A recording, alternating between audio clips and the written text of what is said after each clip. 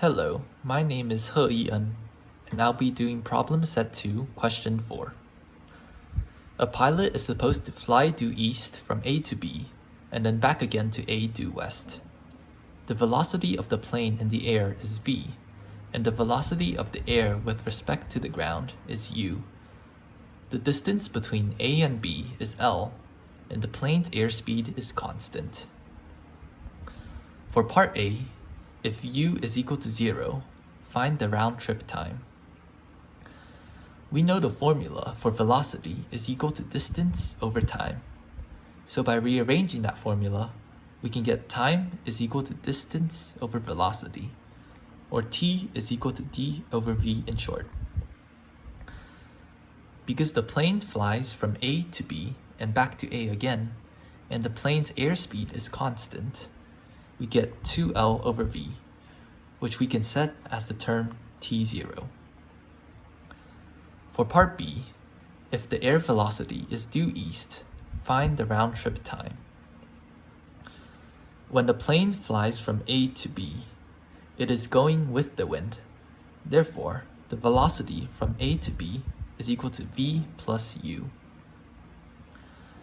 However, when the plane flies from B to A, it is going against the wind. Therefore, the velocity from B to A is equal to v minus u. So to calculate the total round-trip time, we get the time from A to B plus the time from B to A, which is equal to L over v plus u plus L over v minus u. After multiplying their bases out, we get the expression 2lv over v squared minus u squared. To further simplify this expression, we can multiply it by v squared over v squared, which is essentially 1. And by rearranging this expression, we can get 2lv over v squared times v squared over v squared minus u squared. Since the velocity cancels out, we get 2L over v, which is t0. And by dividing this whole expression by v squared, we get 1 over 1 minus u squared over v squared, which gives us this expression t0 over 1 minus u squared over v squared. For part C, if the air velocity is due north or south, find the round-trip time. In this case, I set the air velocity due north. Because the air velocity is going north, the plane will be flying at an angle towards the south in order to reach the destination B from A.